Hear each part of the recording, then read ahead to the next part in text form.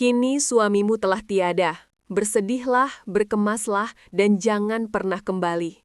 Kalimat dingin itu meluncur dari bibir menantu perempuanku, Liana, di tengah santap malam. Putraku, Danu, hanya mengukir senyum tipis dan mengangguk setuju. Lagi pula, rumah ini tidak pernah benar-benar milikmu. Tanpa sepatah kata, aku beranjak. Esok paginya, langkahku tertuju pada bank. Sebelum melanjutkan, jangan lupa untuk menekan tombol suka dan berlangganan agar tidak ketinggalan kisah-kisah menarik lainnya dari Bayang-Bayang Hidup. Ikutilah ceritaku hingga akhir dan tinggalkan komentar dari kota mana Anda menyaksikannya agar saya tahu seberapa jauh kisah ini telah menjangkau. Namaku Karina, 61 tahun.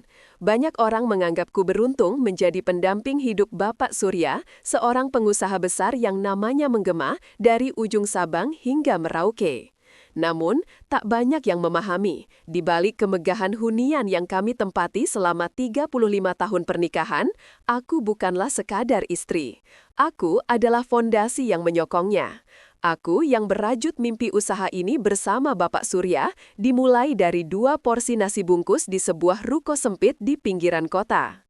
Malam ini, meja makan yang dulu riuh gelak tawa terasa bak ruang pengadilan. Aku duduk di ujung meja, sebatang kara. Seperti biasa, sejak Bapak Surya wafat 3 minggu lalu, kursinya yang kosong di sampingku tetap kubiarkan pada tempatnya. Tak seorang pun berani menduduki kursi itu, kecuali Liana, menantu perempuanku. Bu, panggilnya sambil tersenyum manis, terlampau manis. Aku mengenal senyum semacam itu, sebuah senyum yang hanya tersungging pada wajah seseorang yang siap mengiris pelan-pelan. Kini, suamimu sudah tiada, ujarnya ringan, seraya memotong daging di piringnya. Bersedihlah, berkemaslah, dan jangan pernah kembali. Pisau yang ia genggam menembus daging di depannya. Mata kami bertemu, tidak ada amarah di sana, tidak ada penyesalan, hanya perhitungan yang dingin. Aku melirik Danu, putra sulungku. Ia hanya tersenyum tipis dan mengangguk. Lagi pula, rumah ini bukan milik ibu, Bu. Secara hukum, Bapak sudah mengalihkan sertifikat ke namaku sejak lama. Aku tak menyahut, sendok di tamanku masih tergenggam erat. Tangan kiriku mencengkeram tepi meja, berusaha menahan getaran. Jangankan membantah, menarik nafas pun terasa sulit. Sebuah beban berat terasa menggantung di dadaku. Semakin cepat ibu membereskan semuanya, semakin baik untuk kita semua, tambah Liana. Rumah ini butuh energi dan suasana baru. Kita akan merenovasinya, mungkin mengganti warna dindingnya, terlalu tua. Suara denting garpu dan gelas terasa menusuk lebih dalam dari ucapan mereka. Aku memandang wajah putraku, darah dagingku. Wajah itu dulu kubersihkan saat ia demam di tengah malam. Kulit itu pernah kutepuk perlahan saat ia menangis karena mimpi buruk. Kini, ia tak berkedip sedikitpun saat mengusirku dari kehidupannya. Perlahan, aku berdiri. Tak seorang pun dari mereka berusaha menghentikanku. Aku melangkah menuju kamar untuk berkemas, hanya membawa barang-barang esensial, pakaian, dokumen penting, dan sebuah foto lama Bapak Surya yang tersenyum memelukku dari belakang. Malam itu, aku meninggalkan rumah yang kubangun tanpa teriakan, tanpa air mata, tanpa pamit. Hanya satu kalimat yang terus bergema di benakku. Bersedihlah, berkemaslah, dan jangan pernah kembali. Namun, mereka melupakan satu hal, aku tak pernah mati bersama Bapak Surya dan aku belum selesai. Pagi itu, aku berdiri di hadapan cermin apartemen sewaan kecil yang kutempati sementara.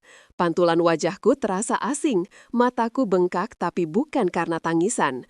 Aku tidak menangis semalam, tidak bisa. Aku hanya duduk di lantai, memeluk koper, menatap dinding kosong. Seolah tubuh ini tahu, jika aku menangis, aku kalah. Dari balik koper yang kubawa, aku mengeluarkan sebuah map coklat usang. Ada label kecil di atasnya, tulisan tangan Bapak Surya. Untuk Karina, jika aku pergi lebih dulu. Tanganku bergetar saat membukanya. Setahun lalu, Bapak Surya memanggilku ke ruang kerjanya. Kala itu, ia sudah lemah. Kanker paru-parunya perlahan menggerogoti tubuh besarnya yang dulu menjadi tameng keluarga. Namun matanya tetaplah Bapak Surya yang kukenal. Tajam, penuh tekad. Karina, bisiknya lirih, kita harus membahas warisan. Aku menggeleng saat itu. Jangan sekarang, kita sudah terlambat. Aku tahu waktuku. Ia membuka laci, mengambil dokumen, beberapa lembar akta, surat kuasa, dan perubahan nama kepemilikan. Lembar demi lembar kutelusuri, namaku tertera di hampir semua aset yang dulu kukira milik bersama. Aku tahu anak-anak kita, terutama Danu, dia bukan anak yang jahat, tapi dia lemah terhadap Liana. Perempuan itu ambisius, cerdas, menyamar, aku bisa melihatnya. Aku hanya terdiam waktu itu, enggan mempercayai suamiku, namun juga tak bisa menyangkal apa yang telah kulihat selama bertahun-tahun. Semua saham utama perusahaan kita sudah kualihkan ke namamu. Rumah-rumah investasi, beberapa rekening, dan sebagian tanah juga. Aku tahu, setelah aku tiada, kamu akan berdiri sendiri. Aku menangis pelan, bukan karena takut, melainkan karena merasa dipercaya. Jika kau butuh bantuan, hubungi Rio, dia masih murni. Rio, putra bungsu kami, anak yang tak pernah ikut campur, yang lebih suka menyendiri, menggambar, dan membaca dokumen-dokumen tua peninggalan ayahnya. Apa mereka tahu soal ini? Tanyaku. Bapak Surya menggeleng. Belum, dan jangan beritahu, kecuali terpaksa. Perlahan kututup map itu. Tanganku bergerak menuju ponsel, mencari satu nama di daftar kontak, Notaris Santoso. Pria tua itu masih hidup, masih setia. Dan aku tahu hari ini adalah permulaan dari serangkaian hari di mana aku akan mengambil kembali apa yang mereka kira sudah mereka rampas. Namun, aku tidak akan terburu-buru, tidak dengan amarah, tidak dengan drama. Aku akan menari di atas api yang mereka nyalakan. Satu langkah, satu bisikan. Sebab, sebelum menjadi istri seorang raja usaha, aku adalah perempuan yang ia pilih karena aku mampu berdiri sendiri. Dan kini, aku berdiri lagi. Tapi kali ini, aku akan melangkah dengan bayangannya di belakangku, dan semua kekuatan yang mereka lupakan pernah kumiliki. Pagi itu, mentari menyinari wajahku dengan tujuan, bukan kehangatan biasa, melainkan kehangatan yang memberiku dorongan, seperti bisikan alam semesta bahwa ini adalah waktunya. Aku mengenakan blus putih dan rok panjang abu-abu, seperti biasa, polos, lugu, seperti yang mereka harapkan dari seorang janda tua yang baru saja diusir. Namun, mereka lupa, aku tak pernah menjadi peran itu. Aku adalah sutradara dari kehidupanku sendiri dan babak baru ini baru saja dimulai. Tujuan pertamaku, Bank Mandiri, cabang khusus nasabah prioritas. Petugas menyambutku dengan senyum palsu yang membosankan sampai ia membaca namaku. "Ah, Ibu Karina Wijaya," ucapnya sedikit gugup. "Silahkan ke ruang direktur, beliau sudah menunggu." Aku duduk di sofa ruang tunggu VIP, menatap langit-langit. Dulu, aku dan Bapak Surya merancang sistem keuangan keluarga di sini. Kami menyamarkan sebagian aset agar tidak terdeteksi dalam daftar publik, termasuk rekening khusus yang hanya bisa dicairkan olehku dengan sidik jari dan kode rahasia yang hanya kami berdua tahu. Pintu ruang direktor akhirnya terbuka. Seorang pria paruh baya berkacamata menyapaku dengan hormat. "Ibu Karina, mohon maaf atas kehilangan Anda. Bapak Surya adalah orang hebat." Aku hanya mengangguk kecil. "Saya ingin mencairkan semua dana dari rekening pribadi dan trust atas nama saya, sekarang." Ia menatapku kayat. "Semua, Bu?" "Ya, sekarang." Petugas itu menatap monitor, menelan ludah. Rekening ini nilainya cukup besar, ada beberapa mata uang asing juga, dan sebagian diinvestasikan dalam portofolio ekuitas perusahaan Wijaya Group. Tarik semua ekuitasnya, pindahkan aset ke rekening baru di bawah nama Yayasan Surya Karina. Yayasan? Aku tersenyum. Yayasan untuk perempuan yang dikhianati. Kita akan mulai dari satu orang, aku. Langkah kedua, kantor Notaris Santoso, pengacara keluarga. Ia sudah menua, rambutnya menipis, namun matanya masih setajam silet yang terendam madu. Ia tak banyak bertanya, hanya membukakan berkas demi berkas yang telah disiapkan Bapak Surya setahun terakhir. Semua saham mayoritas PT Wijaya Sentra Investama kini milik Anda, Bu Karina, termasuk anak-anak perusahaannya. Anda adalah pemegang suara tertinggi dan Danu memegang saham minor. Liana tidak memiliki legal standing apapun. Aku menahan senyum. Bagus, kirim undangan rapat Dewan Direksi, tanggal 3 bulan depan. Saya ingin perubahan struktur, dimulai dari puncak. Notaris Santoso menatapku lama. Ibu tahu ini akan mengejutkan banyak pihak, bukan? Aku tidak ingin mengejutkan, kataku pelan. Aku ingin mereka merasa tertampar oleh tangan yang mereka kira sudah lumpuh. Sore harinya, aku duduk di balkon apartemenku, menyeruput teh hangat. Ponselku bergetar, nama yang muncul membuat hatiku hangat, Rio. Bu, suaranya lembut. Aku tahu semua yang mereka lakukan. Maaf, aku diam selama ini. Tapi kalau ibu butuh aku di sini. Aku memejamkan mata. Kau diam bukan karena lemah, kau diam karena tahu waktunya akan datang. Kita mulai kapan? Tanyanya. Aku menatap langit yang mulai memerah. Kita sudah mulai, Nak, dan mereka belum tahu pertunjukan ini baru saja dibuka. Danu duduk di kursi eksekutif ruang rapat lantai 21 Gedung Wijaya Sentra Investama. Jas hitamnya rapi, dasinya biru tua, wajahnya tenang seperti biasa, namun jemarinya mengetuk meja tanpa irama. Di sebelahnya, Liana menatap layar ponsel, senyumnya kaku. Ia telah membaca sesuatu, namun belum bersuara. Pukul 9 tepat, pintu terbuka, langkah kaki pelan namun tegas mengisi ruangan. Aku masuk mengenakan blazer abu-abu dan selendang tipis berwarna marun, rambutku kusimpul rapi seperti biasa. Semua mata tertuju padaku. Danu bangkit setengah berdiri. Bu, apa?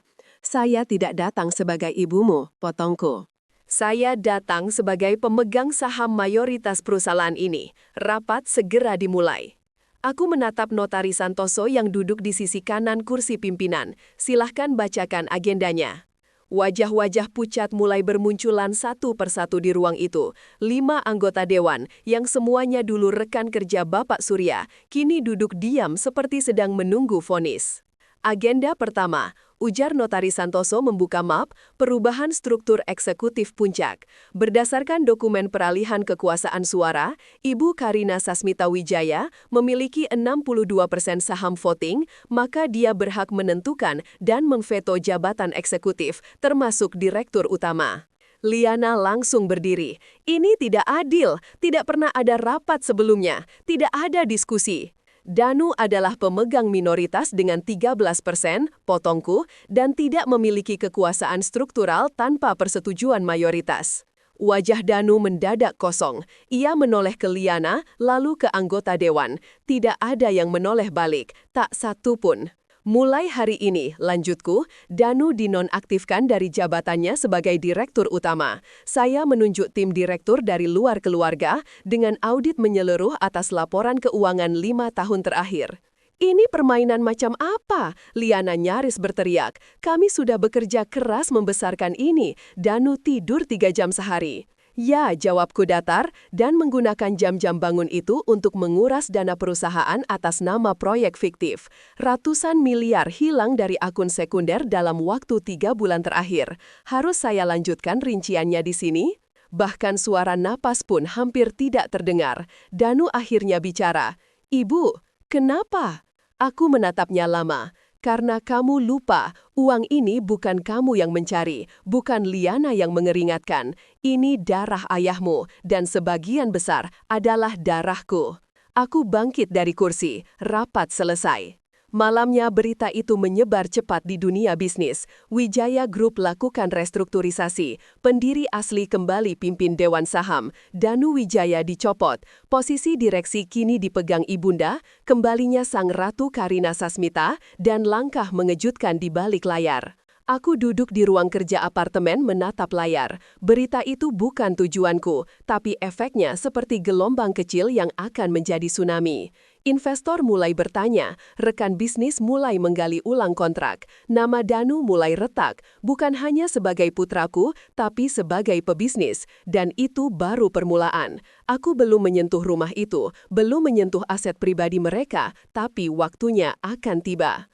Untuk sekarang, biarkan dunia tahu Karina Sasmita belum selesai, dan satu demi satu, bangunan rapuh yang mereka dirikan di atas pengkhianatan akan runtuh oleh tanganku sendiri. 3 hari setelah pencopotan Danu dari jabatannya, aku berdiri di atas tanah kosong di pinggiran kota Sukabumi. Dulu di sini berdiri rumah petak yang kami sewa ketika Bapak Surya baru mulai menjual underdeal dari garasi kecil. Kini tanah itu sudah dibeli kembali oleh yayasan yang kuinisiasi, Yayasan Surya Karina, tertulis di papan proyek besar di belakangku. Disinilah akan kubangun sesuatu yang tidak bisa mereka rebut, warisan yang sebenarnya. Gedung itu kelak menjadi pusat pelatihan kewirausahaan untuk para janda, perempuan korban kekerasan, dan ibu rumah tangga yang dikhianati oleh sistem dan keluarga mereka sendiri. Bukan hanya sebagai tempat pelatihan, tapi juga tempat tinggal sementara, sebuah perlindungan, sebuah perlawanan dalam bentuk empati. Rio berdiri di sampingku memegang peta tanah. Rambutnya agak berantakan tapi matanya menyala. Kita bisa memulai tahap pertama bulan depan, bangunan utama, aula dan 12 unit asrama. Dia menatapku. Ibu yakin mau fokus ke ini dulu, bukan rumah itu? Aku menatap langit. Rumah itu akan menunggu. Mereka masih di sana. Biarkan mereka merasakan ruang kosong yang tidak bisa diisi oleh apapun kecuali rasa bersalah, jika mereka punya itu. Rio tidak membantah. Dia tahu aku belum selesai, tapi juga tahu ini bukan hanya soal dendam. Ini tentang membalik luka menjadi kekuatan. Dan kekuatan sejati tidak pernah dibangun dari teriakan, melainkan dari ketenangan. Hari itu juga aku menerima surel dari bank, rekening atas nama Liana yang diam-diam menggunakan nama perusahaan untuk mengakses dana pembelian barang mewah telah dibekukan oleh audit internal. Beberapa jam kemudian, ponselku berdering, nomor rumah lamaku. Aku menatap lama sebelum akhirnya mengangkat. Bu, suara di seberang pelan. Danu, suaraku datar. Kami tahu ibu punya hak atas semua ini, tapi Liana, dia tidak tahu semua aset bisa dibekukan seperti itu. Tolong jangan libatkan anak-anak kami. Anak-anak, cucu-cucuku. Aku terdiam sebentar lalu menjawab, mereka tidak salah, tapi mereka juga harus belajar. Aku akan melindungi mereka, tapi tidak akan menyelamatkan kalian dari apa yang kalian ciptakan. Klik. Aku menutup panggilan itu. Malamnya aku membuka album foto digital peninggalan Bapak Surya. Satu fotoku buka perlahan. Kami berdua berdiri di depan rumah tua kami dulu. Tanganku di pinggangnya. Wajah kami tertawa ke arah kamera yang dipegang Rio kecil. Lihat Pak, bisikku. Mereka kira kita sudah tidak ada, tapi Bapak di dadaku, dan aku belum selesai mengubah sisa hidup ini menjadi jawaban. Aku menyandarkan kepala di sofa. Besok, nama Liana akan muncul di pengadilan pajak atas penyalahgunaan dana investasi. Semuanya dilakukan sesuai hukum, semuanya transparan. Tak ada satu kata pun yang kuucapkan secara langsung, hanya tanda tangan dan langkah yang terukur. Di luar jendela langit mendung, tapi di dadaku cuaca mulai terang. Karina tidak membalas dengan teriakan, dia membalas dengan membangun dari puing yang mereka tinggalkan. Pagi itu langit tampak menggantung, awan kelabu menutupi matahari, seolah alam pun menahan napas untuk apa yang akan terjadi. Aku tiba di kantor notaris utama di pusat Jakarta, mengenakan setelan hitam sederhana. Bros perak kecil berbentuk burung feniks di dadaku, sebuah isyarat kebangkitan setelah hangus. Di ruangan berpanel kayu gelap, meja panjang telah disiapkan. Kursi di sebelahku kosong, kursi di seberangku diisi wajah-wajah tegang. Danu, Liana, 2 pengacara mereka, dan 2 eksekutif lama perusahaan yang berpihak padaku diam-diam. Notaris Santoso duduk di tengah ruangan, tangannya membuka satu map merah. Ini bukan sembarang map, ini adalah wasiat Bapak Surya yang tak pernah diketahui siapapun kecuali aku, Santoso, dan Bapak Surya sendiri. Baik, ucap notaris Santoso, suaranya berat dan tenang. Hari ini kita akan membaca isi wasiat terakhir almarhum Bapak Surya Wijaya. Semua pihak yang terkait telah hadir. Dokumen ini telah melalui verifikasi pengadilan dan sah secara hukum. Liana melipat tangan di dada. Danu duduk kaku menatap map, seolah isinya bisa menghancurkan dunianya. Pertama, lanjut Santoso, Bapak Surya menyerahkan seluruh saham yang masih tercatat atas namanya, termasuk 24% saham PT Wijaya Sentra Investama dan anak-anak perusahaannya, kepada Ibu Karina Sasmita Wijaya. Tak ada yang bicara, tapi Liana menggigit bibir bawahnya. Tangannya mencengkeram lutut Danu di bawah meja. Kedua, semua properti yang telah dialihkan secara pribadi sebelum wafat dinyatakan tetap sah dan tidak bisa digugat. Artinya, rumah utama di kawasan Pondok Indah, 3 properti komersial di Bintaro, serta villa di Bali, semuanya berada di bawah nama Ibu Karina. Aku tidak bergerak, tidak menunjukkan reaksi apapun. Ini bukan untuk membanggakan, ini untuk mengakhiri asumsi bahwa aku hanyalah janda tua yang bisa dibuang. Ketiga, ucap Santoso, suaranya mulai pelan namun jelas, Bapak Surya mewariskan 1 surat pribadi untuk Danu. Ia mengeluarkan sepucuk amplop putih, Danu menatapnya seperti sedang melihat granat aktif. Ia membuka surat itu, tangannya gemetar, mulutnya bergerak-gerak membaca tiap baris namun tidak bersuara. Aku tahu isinya, karena aku sendiri yang menyaksikan Bapak Surya menulisnya seminggu sebelum ia wafat. Jika kamu membaca ini, berarti aku sudah tidak bisa lagi menjagamu dari dirimu sendiri. Aku melihatmu berubah, Nak. Aku melihatmu menjadi bagian dari orang-orang yang dulu kulawan. Aku tidak marah, tapi aku kecewa. Hartamu tak akan menyelamatkanmu dari kehampaan yang kamu timbun. Jika kau masih bisa mencintai ibumu, maka kau masih bisa mencintai dirimu. Tapi jika tidak, maka ini semua bukan milikmu dan memang tak pernah menjadi hakmu. Wajah Danu memucat.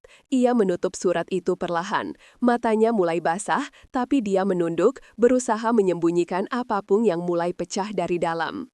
Apakah Ibu Karina ingin menambahkan sesuatu? Tanya Notaris Santoso. Aku menatap semua orang, lalu hanya menjawab, tidak, wasiat sudah cukup. Di luar gedung wartawan telah menunggu, tapi aku tidak memberi pernyataan. Aku hanya masuk ke mobil. Di kursi belakang, Rio menatapku sambil menyerahkan 1 kotak kecil berisi bros yang sama seperti punyaku. Simbol yayasan, katanya. Kami akan bagikan ke semua perempuan yang berhasil mandiri dari pelatihan kita nanti. Aku menyentuh bros itu dengan lembut. Ayahmu akan bangga, bisikku. Rio tersenyum kecil. Dia bangga pada ibu dulu. Sekarang dunia juga tahu kenapa. Mobil melaju, meninggalkan gedung notaris dan wajah-wajah yang dulu berani mengusirku dari rumahku sendiri. Tapi hari ini mereka duduk di hadapanku dan akhirnya tahu siapa yang benar-benar membangun istana yang mereka tempati selama ini. Warisan bukan tentang harta. Warisan adalah siapa yang pantas menjaganya. Dan aku, perempuan yang mereka singkirkan, adalah satu-satunya yang layak. Seminggu setelah pembacaan wasiat, aku kembali berdiri di depan gerbang rumah yang dulu mereka usir aku darinya. Rumah besar bergaya kolonial itu masih berdiri megah, tapi aura yang menyelimutinya kini berbeda. Dingin, seperti luka yang dibalut kain sutra, terlihat anggun, tapi membusuk di dalam. Rio turun lebih dulu dari mobil dan memencet bel. Seorang asisten rumah tangga membuka pintu pagar. Matanya membelalak begitu melihatku. Dia membungkuk dalam-dalam. Ibu Karina, maafkan saya. Saya tidak bisa berkata apa-apa waktu itu. Aku meletakkan tangan di pundaknya. Kamu tidak salah. Kamu hanya ikut bertahan. Kami melangkah masuk. Suara langkah kami di jalan setapak batu terdengar berat. Bukan karena beban, tapi karena sejarah yang kembali menapak. Pintu rumah dibuka pelan.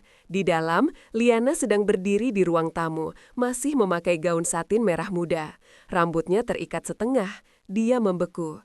Untuk apa kau kesini? Suaranya tajam, tapi tidak setajam biasanya. Ada getar samar, kecemasan yang mencoba disembunyikan di balik sikap arogan.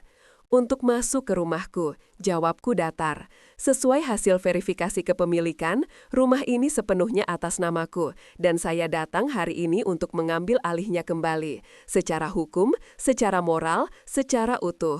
Liana tertawa pendek, hampa. Kami masih tinggal di sini, anak-anak kami tidur di atas. Aku tahu, ujarku. Itu sebabnya aku memberimu pilihan. Dia mengerutkan kening. Pilihan?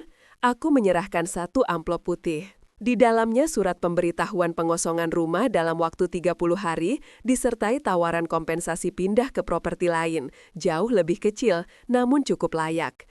Jika kau memilih meninggalkan rumah ini dengan baik-baik, lanjutku, aku akan membiarkan kalian pindah tanpa mempublikasikan audit dana investasi yang kamu gelapkan. Tapi jika kau bertahan, kau tahu apa yang akan terjadi. Wajah Liana mengeras, tapi matanya bergerak cepat, membaca garis-garis kalimat. Dia tahu aku tidak sedang menggertak. Dia tahu semuanya legal. Dia tahu dia kalah. Langkah dari lantai atas terdengar. Danu muncul di tangga. Wajahnya tampak lebih tua dari terakhir aku lihat. Rambutnya acak-acakan, matanya cekung. "Bu," suaranya pelan. Aku menatapnya. "Diam. Kalau aku ikut pindah mulai dari nol, akankah ibu?" Dia ragu melanjutkan kalimat itu. "Aku akan selalu menjadi ibumu, Danu," ucapku akhirnya. "Tapi kau harus tahu, tempatmu dalam hidupku sekarang bukan ditentukan oleh darah, tapi oleh pilihanmu." Aku menoleh ke Rio. "Kita pulang." 30 hari kemudian, rumah itu berdiri kosong. Tim restorasi datang. Dinding yang dulu dicat ulang oleh Liana diwarnai kembali seperti dulu. Putih bersih dengan list kayu jati asli. Foto-foto keluarga lama kembali menggantung di lorong atas. Senyuman Bapak Surya tergantung di dinding ruang tengah. Persis seperti dulu. Aku duduk di kursi rotan di serambi depan, menyesap teh melati. "Rumah ini akan bicara, Pak," bisikku pada angin. "Semua luka, semua kenangan, semua kekuatan akan kembali hidup di sini.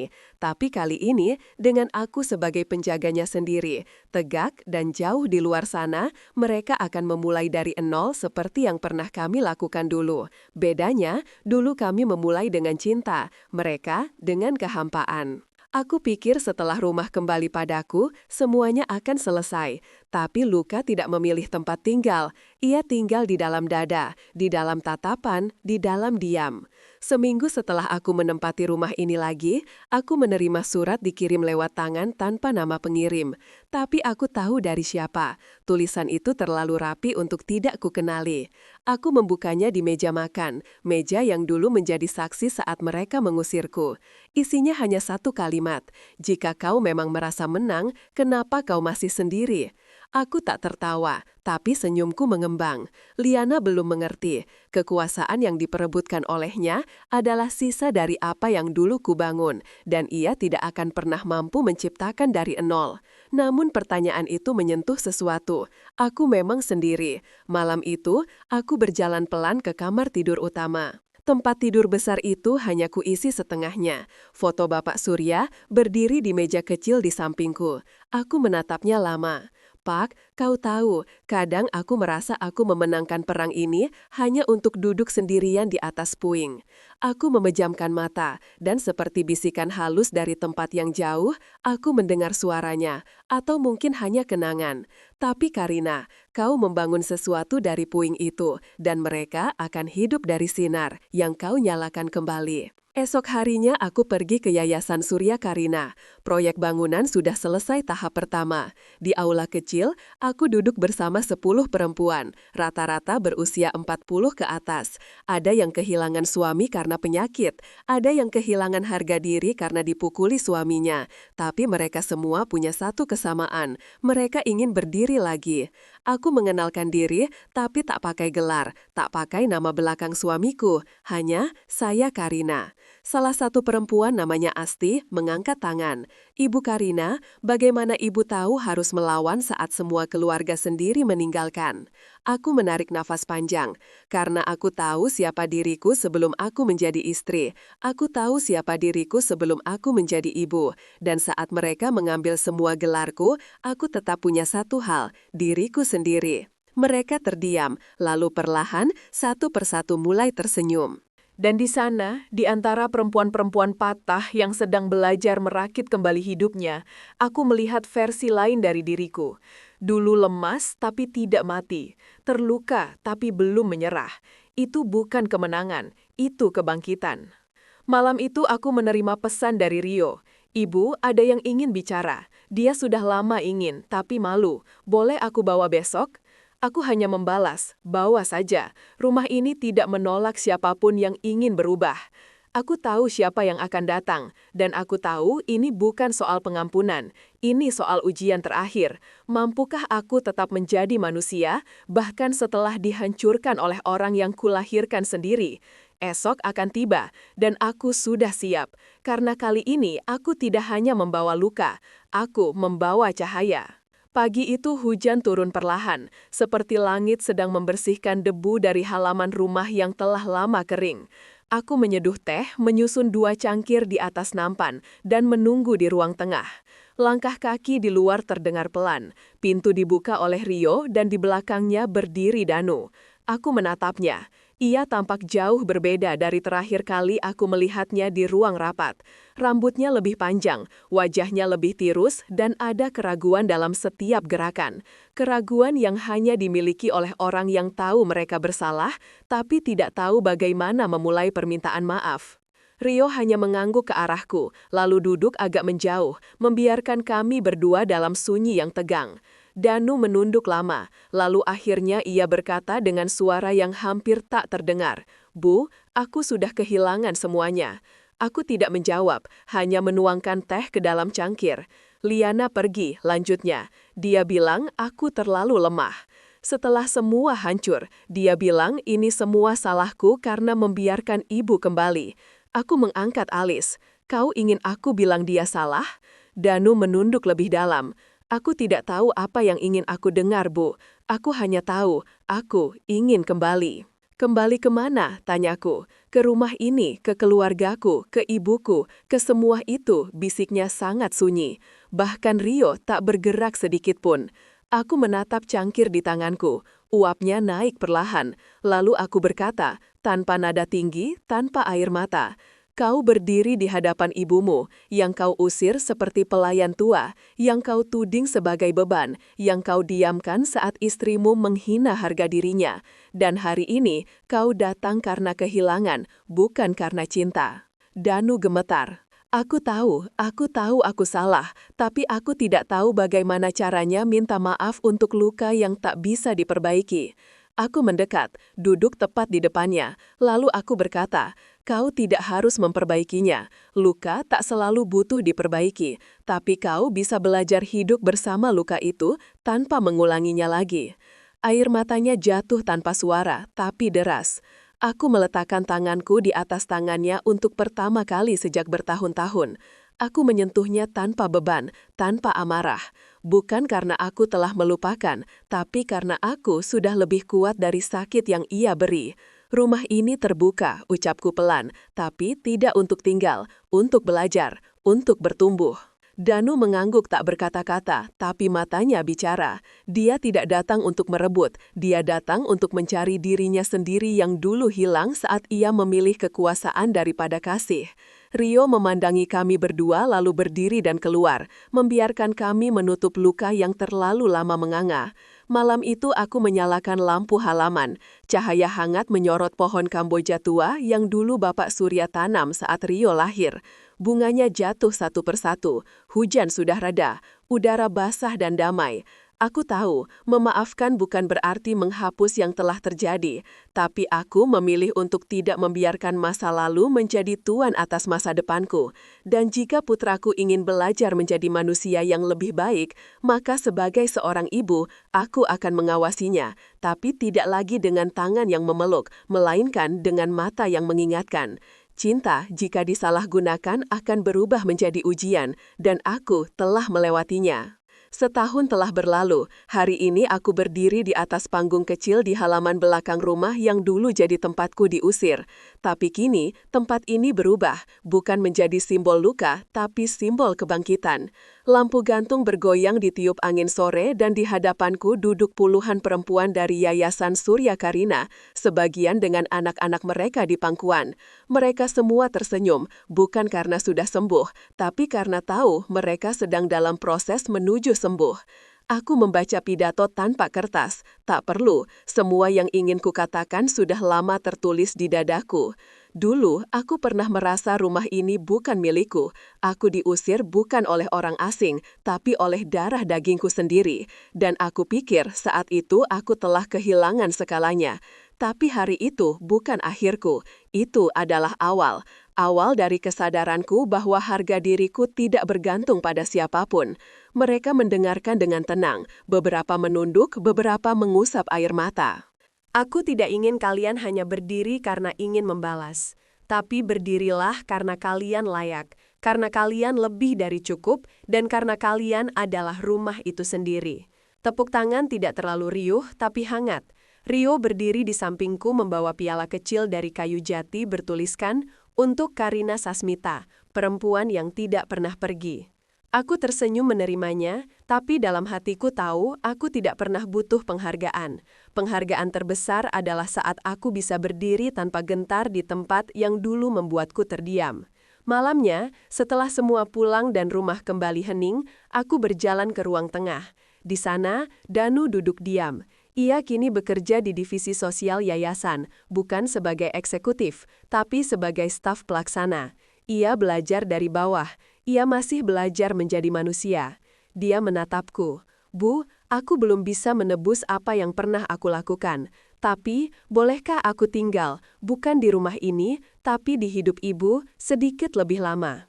Aku tak menjawab, hanya duduk di sampingnya, menyandarkan kepala di sandaran sofa. Di luar, angin meniup tirai. Kamboja mekar, hujan tidak turun. "Rio bilang ibu pernah ingin pergi dari semua ini," bisik Danu.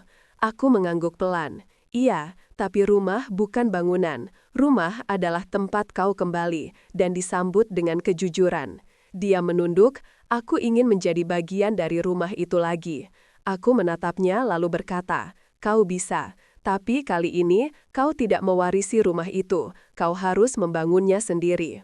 Dan begitulah cerita ini tidak berakhir di pembalasan, tidak di kemenangan, tapi di kesadaran bahwa kekuatan perempuan bukan di seberapa keras ia membalas, tapi seberapa tenang ia mengubah luka menjadi jembatan bagi dirinya dan bagi orang lain. Namaku Karina Sasmita. Mereka pernah memintaku berduka, berkemas, dan jangan pernah kembali. Tapi aku kembali bukan untuk tinggal, tapi untuk membuktikan bahwa aku tak pernah pergi.